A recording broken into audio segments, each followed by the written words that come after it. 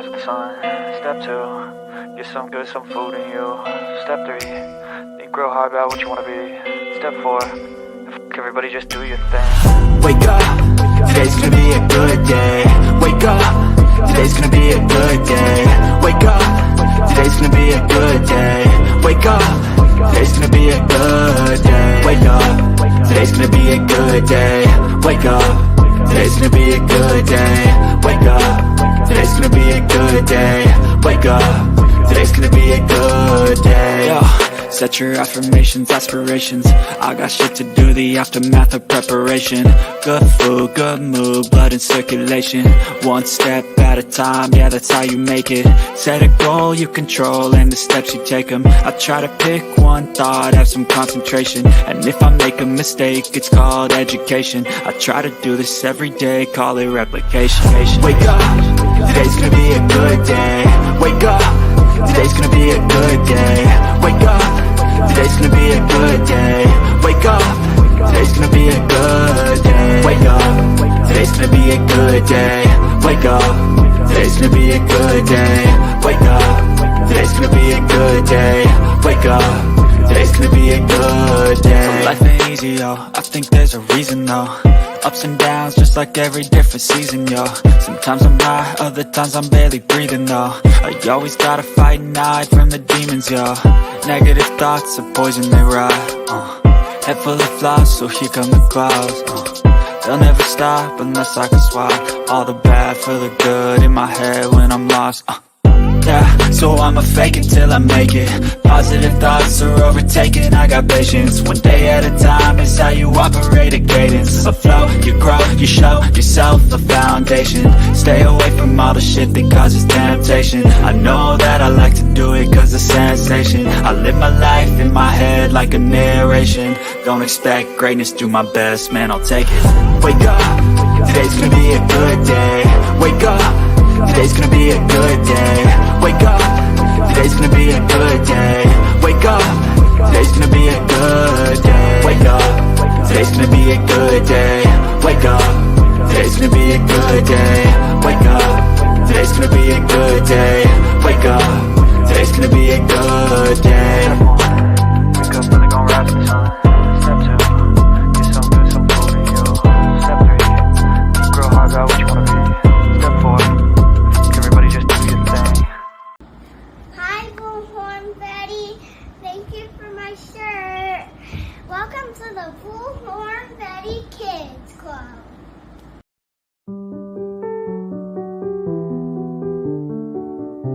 Tom, it's just a tough subject. A recent study by Brown University showed that nearly 450 children are killed each year by their parents. My daughters were picked up on a Friday by their father to spend the weekend, and that night he pumped carbon monoxide into their bedroom and slit their throats. Searches have begun for 2 children killed by their mother in Hopkins County. 9-year-old Hayden King was laid to rest today. Hayden's 4-year-old sister Harper will have a celebration of life service tomorrow morning. Here's a story that's breaking at 6 o'clock. It's all centered around the 3 people you see on your screen. The key pieces in a Middletown murder case. On the left is James Hutchinson. Police say the 6-year-old was killed allegedly by his own mother. East Los Angeles mother was charged today with killing her 3 young children. The youngest was less than 2 months old.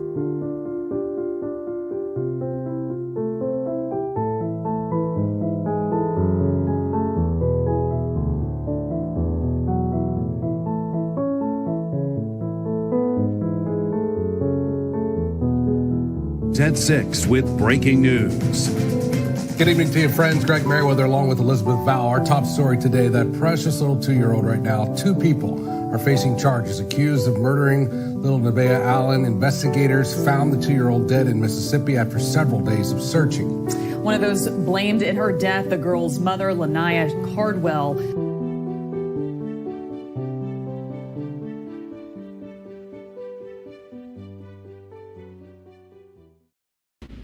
Well, good morning, my beautifuls, here on YouTube as well as X. It's nice to see you this morning. I'm not going to stay a whole long time here. Many of you know I've got court. I'm going to be flying out tomorrow. And so today is going to be designated for my finalization day, right? Making sure I'm ready. So I figured I'd go ahead and start out with a live earlier today versus later today, since we already just dropped the video. And we're going to be discussing some of those things that I just dropped in that video, because to be honest with you, it kind of clarifies some things for us. It really does, and it kind of helps solidify some of the stuff that we thought to be true. It seems like it may very well be true. So everybody that's here, thank you for joining me. I'm Bullhorn Betty, and we're going to be talking about the Sebastian Rogers case, which is a 15-year-old boy. He's autistic. He disappeared from his home in Hendersonville, Tennessee, and since then, we don't know what happened to him. We don't know where he went. We just know the story we're being fed is BS. That's what we know. We don't know a whole lot, but we know what we're being fed is a bunch of BS. And at this point, in this juncture of this case, whether people like it or not, because it's my channel, I'm now seeking justice for Sebastian.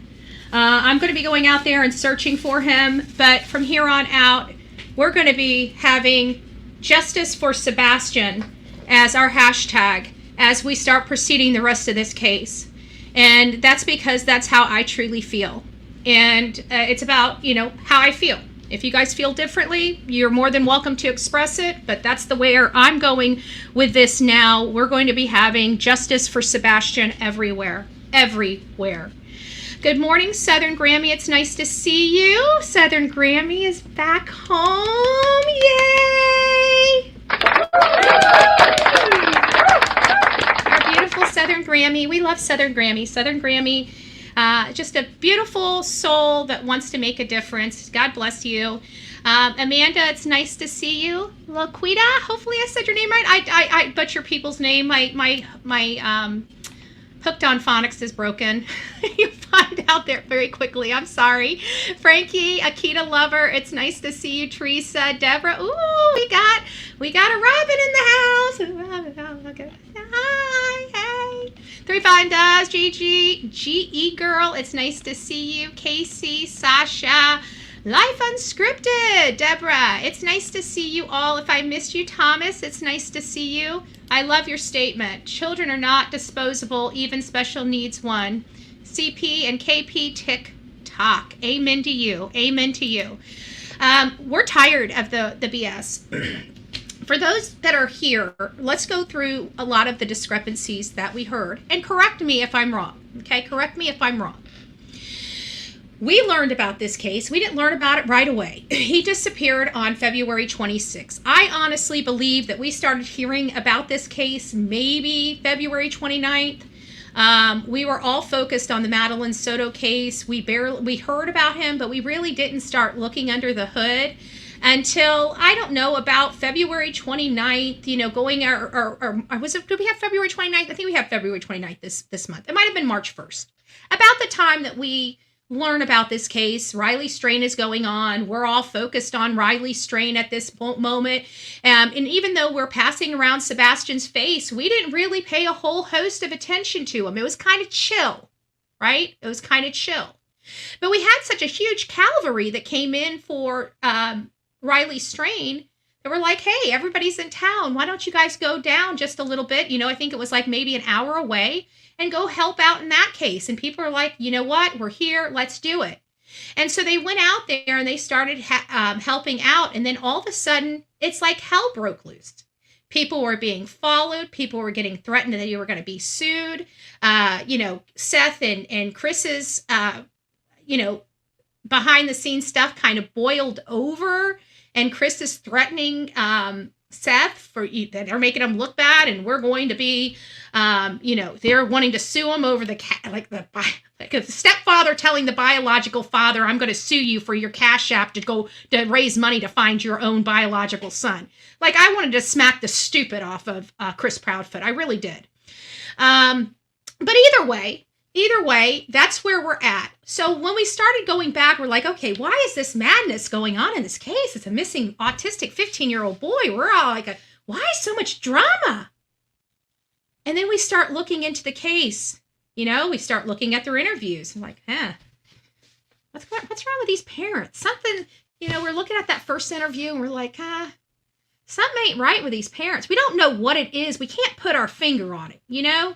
We couldn't put our finger on it, but something just wasn't sitting right with us with that first interview, that green interview. And then, of course, our beautiful people out there, they're like, something ain't sitting right with me either. I got to go through this. So they take it and they go snippet by snippet, right? That's what we do over here, okay? We're true crime people, right? So we got this video of, we're going snippet by snippet, right? And then all of a sudden, what are these things on his arm? What does that look like on his arm? And then next thing you know, they're blowing it up. They're circling around. They're sending it to this person, sending it to this person. What do you think that looks like? What do you think that looks like? Next thing you know, you got people coming out here and saying the man's got scratches and bite marks up and down his arm. And starts pointing them out. And so now we're like, okay, what's going on? Let's go back to the beginning. And so we can start going back to the beginning. We start looking into the case. We listen to the very first interview. I'm going to call it the green shirt interview.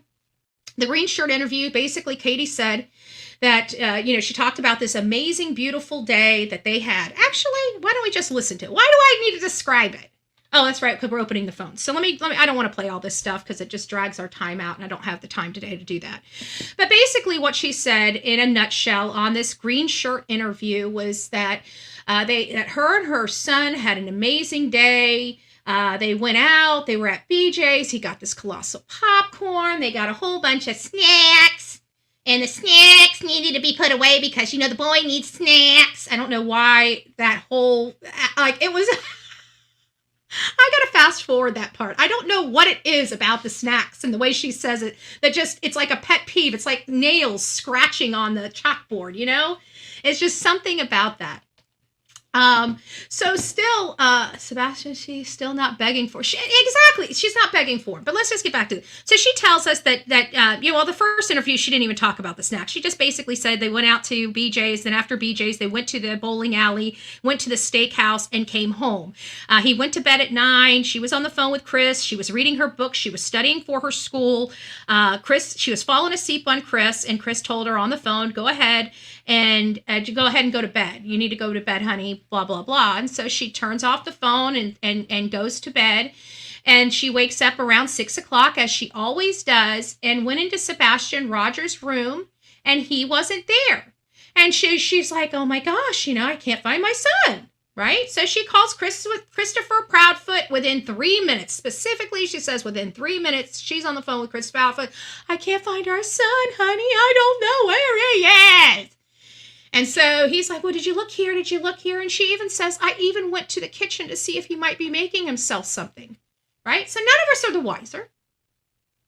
So I was like, okay, sounds pretty, what happened to make a 15-year-old boy walk out of the house without shoes? We still never got an answer to that. Still, all these weeks later, we still don't have an answer as to why she believes this boy went outside that house on his own recognizance, on his own will. She's never been able to answer that. What specific evidence does she have he walked out of that house? He has no shoes. He didn't take anything with him. And she says that he has like a little keychain light. I mean, the thing probably isn't much bigger than, say, something like this. This is probably about the biggest it would be that she's talking about.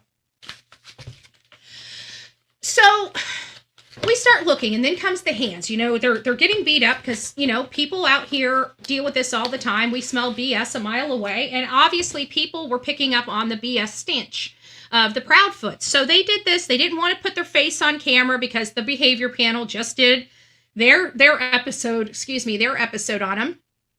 So what do? They decided to do another interview, but it's just the hands.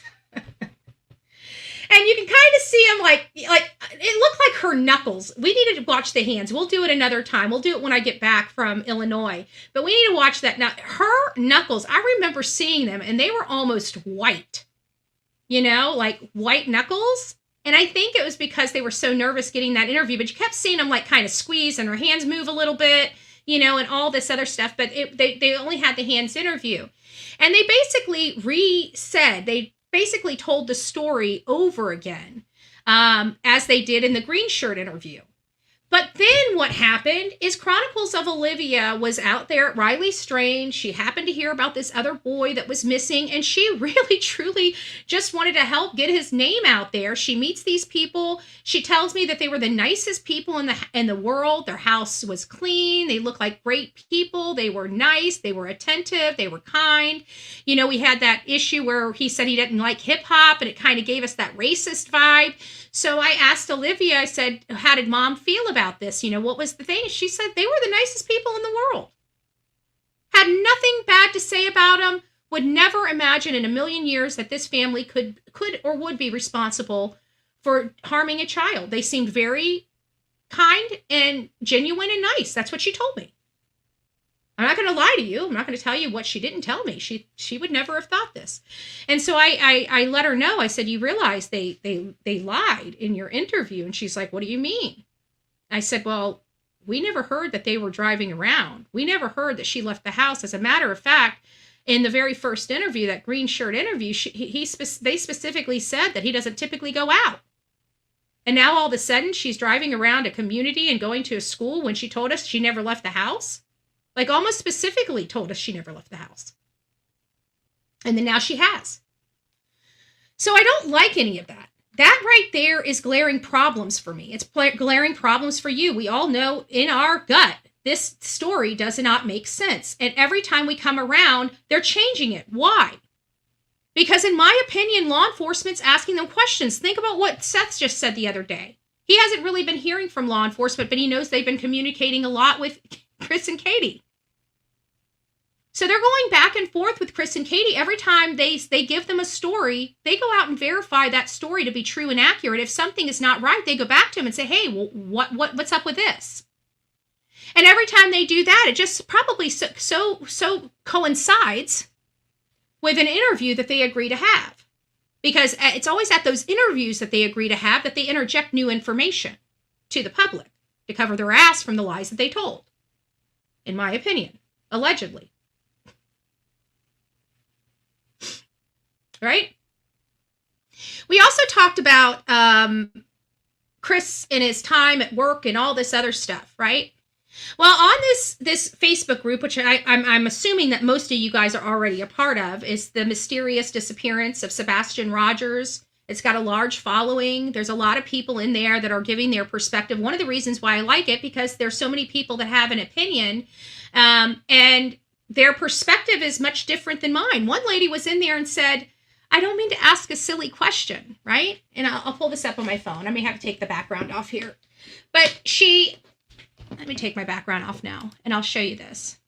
I'll read it for you. I can read it on here. Background. Okay, none. There we go. Hey, my office. And then right behind here, it says, believe in the possibilities. Always believe in the possibilities. Okay. So this is what this stuff says. This lady wrote this, and I got to tell you, it kind of made me go, right? I love when people put stuff out there. She says, this is from Jane, so I just want to say publicly, whoever Jane is, thanks for putting this out there. It wasn't a silly question, and I got a lot from it. It says, Jane says, I don't want to sound silly to ask, but do they have any train stations nearby Sebastian's home by any chance? If he walked out and wandered off, could he have gone to the train station or near one on an adventure? And she says, sorry, I know the idea. I have no idea. Oh, I have no idea what it's like in his area. Sorry, it was a little misspelling there. But the problem is like she thinks it's a silly question, right? And I'm looking at this like, why didn't I think of that? Like, I have not looked into the possibility of him taking trains. But you know what? Because of her comment in there, it made me say, wow, right? So we do have, let me put it up here. We do have trains. They're not quite in the area. Like this up here is this little red dot right, what am I doing? Right there.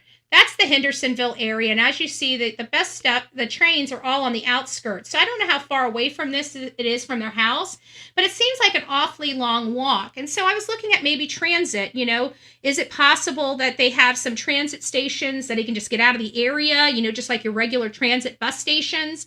And then of course you're like Greyhounds, but I didn't look up the Greyhounds, but I did look up the bus stops to see if there was any bus stops that he could have gotten on. And there's not really a whole lot inside the Hendersonville area. And again, he's got to go out quite a bit to get to some of them. So I'm not sure if those are viable options or not.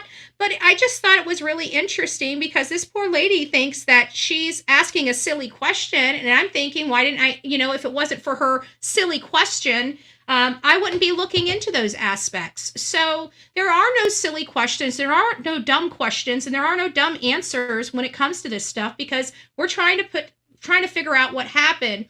And all of these details matter. Could he have taken a bus? Could he have taken a train? Yeah, he could have.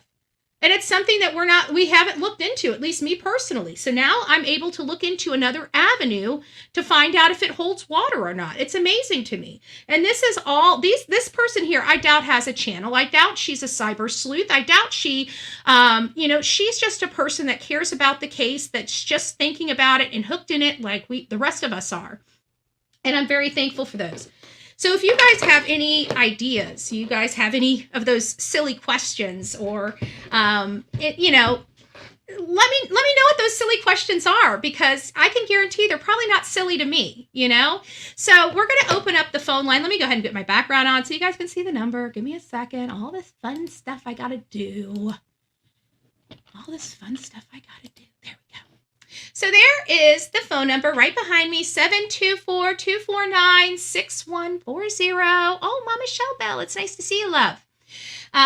So it's, call in if you have any questions. We're going to go ahead and just start going into some of the information that we have, because one of the things is Chris Proudfoot's timeline. He's been very quiet about the timeline.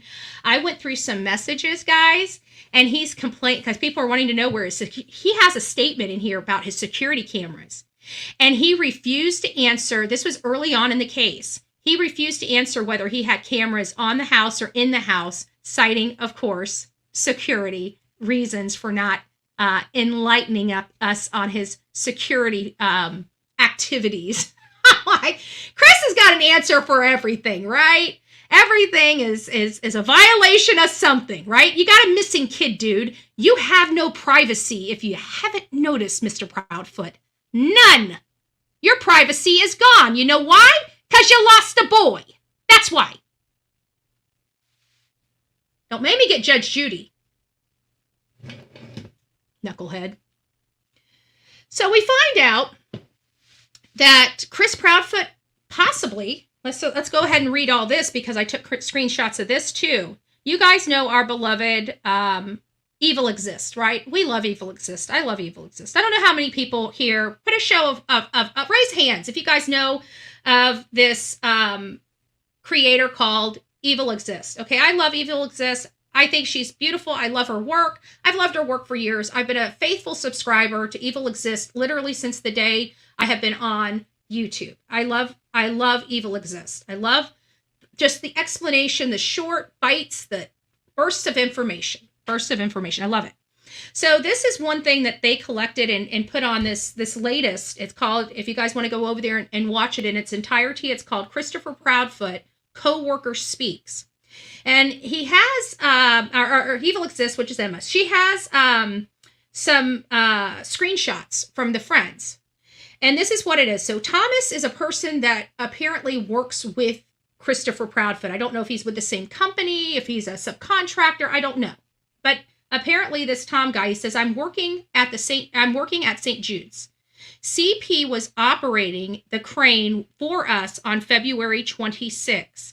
I had issues with his performance and his attitude and demeanor all morning. Now, this is on February 26th. This is the morning that everybody found out that Sebastian Rogers was not home. That he walked out the door with no shoes on. A kid that doesn't leave without shoes. Just put that out there. But they know for a fact he walked outside of that home.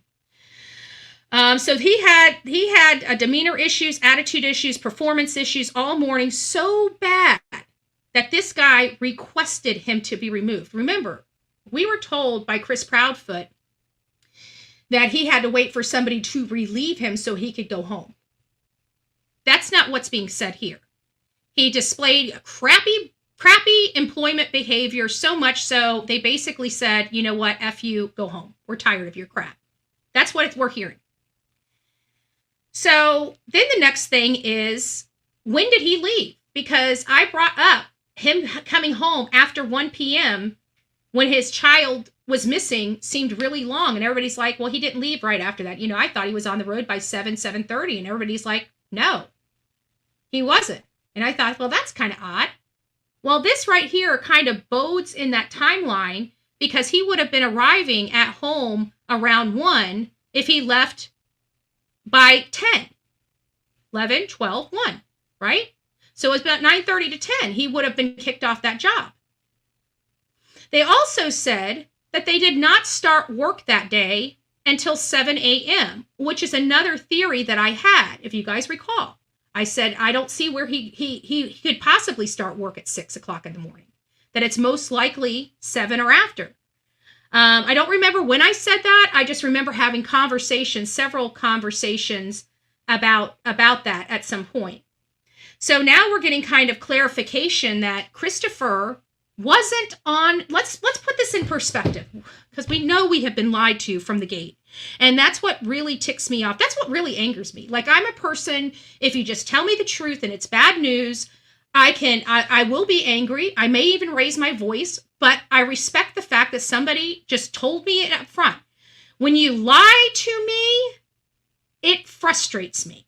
It makes me have to worry about every single, from that point on, every time you open your mouth, I'm going to have to wonder whether you're telling me the truth or you're lying to my face yet again.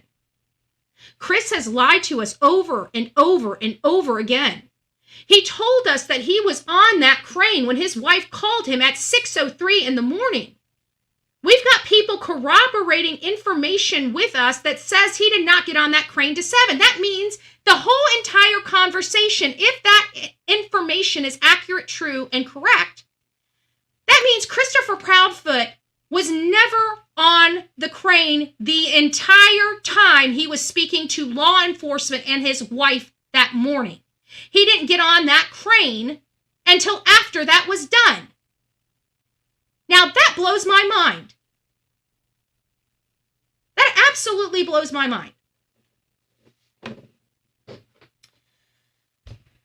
They also said, I just saw that he's back to work on night shifts. So they're not having him on day shifts anymore. He's on night shifts. I just want to let you know, Chris Proudfoot. FYI, bullies. Betty's a 24/7 type of chick. So you can do night shift, day shift, doesn't really matter. Just saying. Just saying. If you want to talk to me, Chris, I'm still always open to give you a little platform to correct some of these inconsistencies that we can continue to see from you and your wife every single day, every single week. We are sick and tired of it. So we've got that. He says, Thomas, reply to your comment. He is back to working at St. Jude's Project. So he's back at the St. Jude's Project. Now it comes to another lie he told us, right? It comes to another lie Chris Proudfoot told us. What lie is that? It was the lie that he said that he was basically told by his boss not to come back until this is all resolved. So much so that he had to go back the next day, February 27th. He had to be gone the entire day to go get his camper because he needed to be off that job. Well, I just find it suspect that within a few days of him having to go get this camper, that camper is parked right back where it was. Then it was brought home again. Then they ran off again. What do they keep going, bringing the camper back and filling? What are they filling in the camper to keep taking back and forth to Mississippi? Because something's being transported. That's what I believe. Because why waste the gas to bring the camper back if you're just going to be staying there anyways? It doesn't make sense. Normal people don't act this way. That behavior's sus. But it's not evidence. That's the problem. It's sus, but it's not evidence.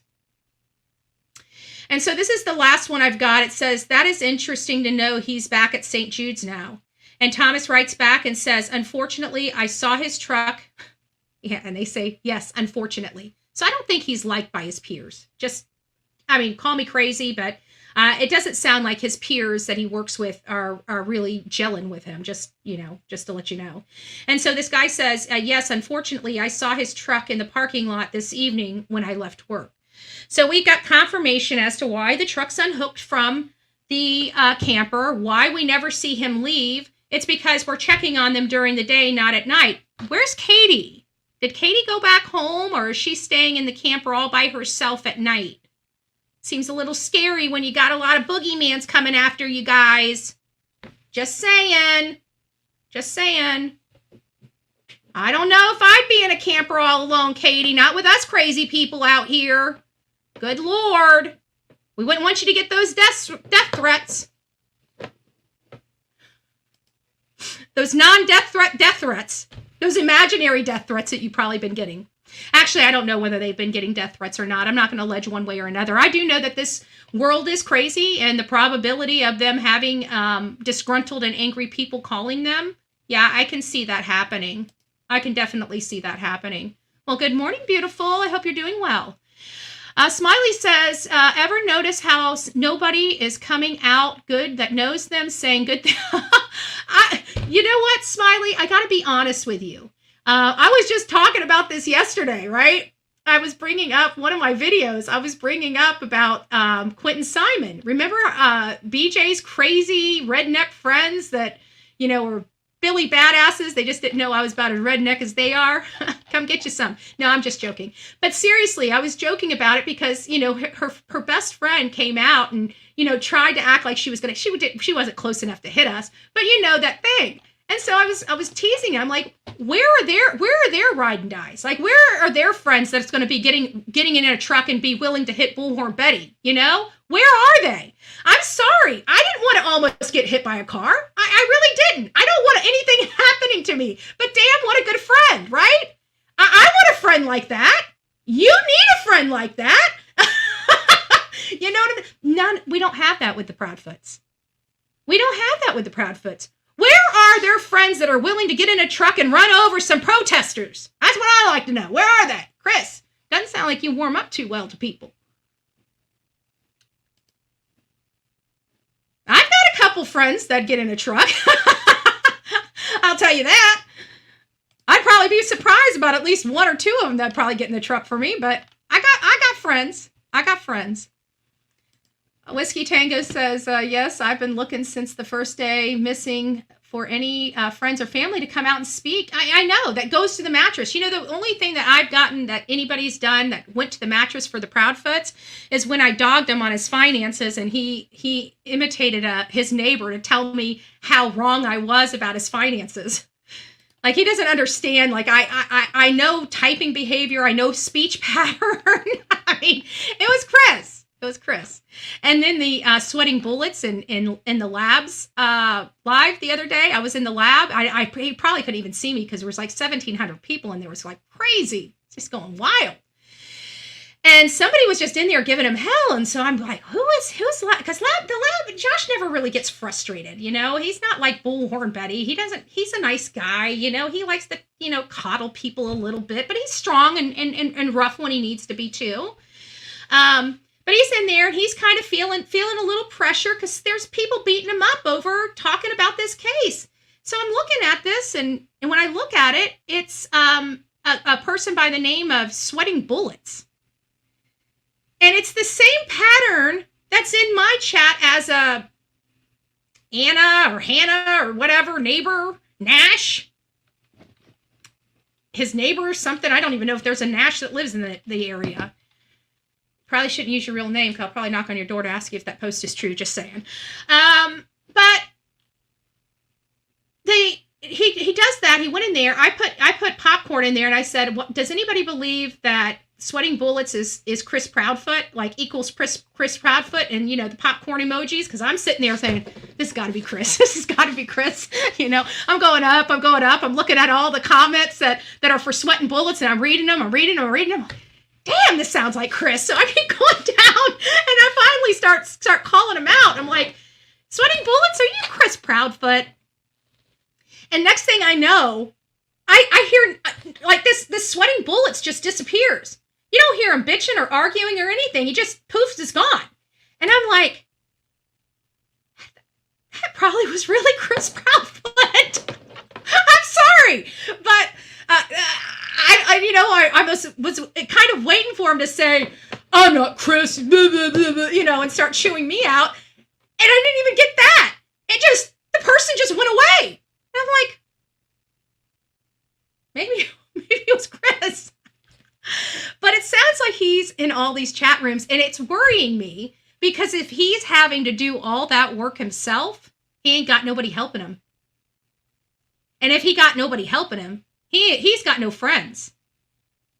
He's got no friends, y'all. He got no friends that's willing to come out and stick their neck out for him. I mean, hell, even Billy Joe, she had a pack. They all got cussed out. Don't misunderstand. But she had a pack. These people, they got them. That is, you know what? It's telltale signs of typical abusive behavior, right? This is known to all of us. Why? Because abusers isolate. Abusers isolate. That's why they're able to get away with their DV. Because nobody knows. They don't let anybody close enough to them to know who they are or what they are so they can put that fake persona on when crap's bad and nobody knows the difference. That tells me they were isolating. That tells me there was a lot more abuse in that house than what we know. So, anyways, are people call? I don't even know if the phones, did I turn the phones on? Let me make sure phones are on. Because I don't think they are. Somebody might have been calling. I'm sorry if you guys have been calling and I haven't. My phones, my ringers haven't been on, guys. Give me just a second. Let me get these ringers on. Sometimes it does that with when I hook up my phone. I don't know what it is. I need to try to disconnect this. I don't know why it connects to this thing, but it connects it to as a microphone. You know how like when this turns on and you guys hear me drowned out and you guys were saying that I'm in a silo? It's because my cell phone, when it's on Google Voice, my cell phone microphone was kicking on. Not this. Really weird. Really weird. If she can fight, she's probably the only one being the abuser. She can still kick his butt. And you know what, Amy? It's kind of funny that you say that because we were looking into her past. Now, I have not seen, if anybody wants to send me her LinkedIn resume, I'll take a look at it. I haven't looked into that because I've been looking at maps and stuff. But I got to tell you, when it came to Katie, I heard she had, oops, sorry. Hold on, give me just a second. Combat and martial art training. Can somebody confirm that for me? Does she have combat and martial art training? Oh, Sepsis. It is so nice to see you, love bug. Oh, and by the way, we were a little late today because, and I should have probably done it yesterday, but I didn't. Our friend Chris, which is one of my Mott's husbands, he turned a year older, and so I just wanted a big shout out to my favorite hot dog in the whole world. Chris, we love you. Happy birthday. Keep getting younger. Keep getting younger, my friend. Keep getting younger. So that really is all I have today. I don't have a whole bunch, but we did confirm that it appears that Chris even lied about him being at work. And when he was on, the crane. And it sounds like must be a supervisor because he was able to get him thrown off the job of some sort. But it just makes me wonder if they're saying the 7 o'clock is true.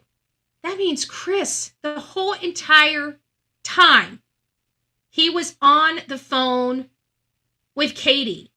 He was most likely sitting in his own camper.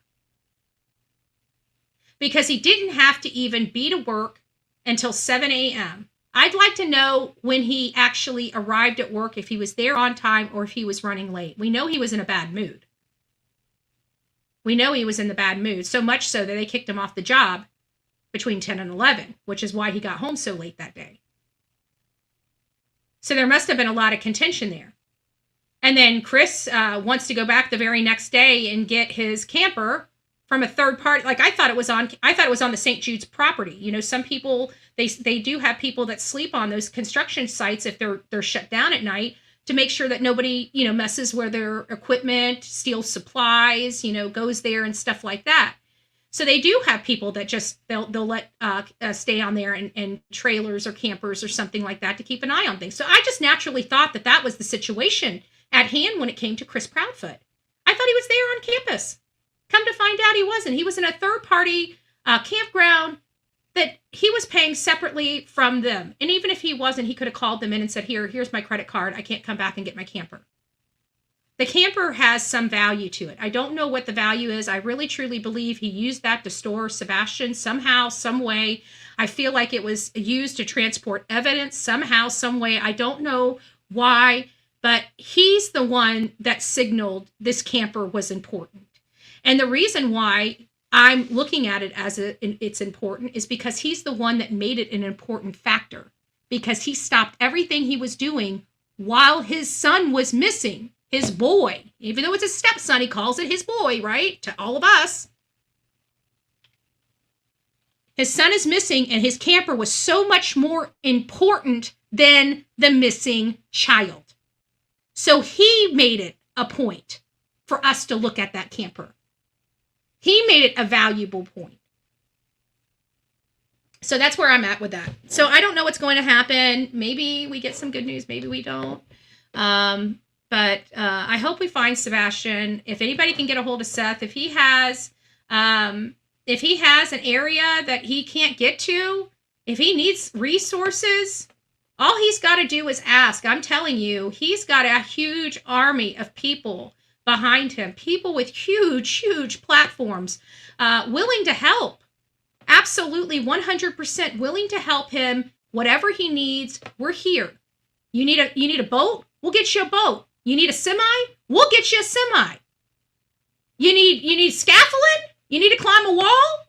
We'll build you a damn a ladder. Tell us what you need. We'll get you what you need. If it's going to bring Sebastian home, we'll do what it takes. That's all I'm saying. So make sure that if you guys have in with Seth, talk to him regularly or anything like that, all he's got to do is ask. We're here for him. I promise you. We want to bring his son home. We'd love to bring his son home safely. But if he has an idea where his son's at,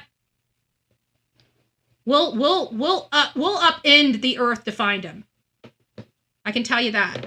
So that's all I have, guys. I know I told you I wouldn't stay here very long with you guys. I've stayed here for 40 some odd minutes. I've got to get to work. I got a lot of work to do today and a lot of work to do tomorrow. You might not hear from me. I may throw a video out. I can tell you tomorrow I'm flying. Thursday or Wednesday I'll be in court all day, and Thursday I'm flying back. So for 3 solid days, you guys might not see me. I'm safe. I'm okay. I will, at night, I'll make sure I check in with everybody just to let you know I'm doing okay and I'm safe. We are going for a protective order because I feel unsafe, right? So I'll keep you guys abreast of, where I'm at and that I'm safe. So that's it. Guys, you have an amazing day. God bless you. Happy Manic Monday. If you guys hear of any breaking information, please don't forget to reach out to me at bullhornbetty@gmail.com, bullhornbetty@gmail.com. Don't forget to rock it out with your coffee beans out, babes. I will see you later. God bless. And don't forget to be kind because this world is crazy. And there's too much evil and hate in it. And we're watching it unfold every single day on these channels. God bless.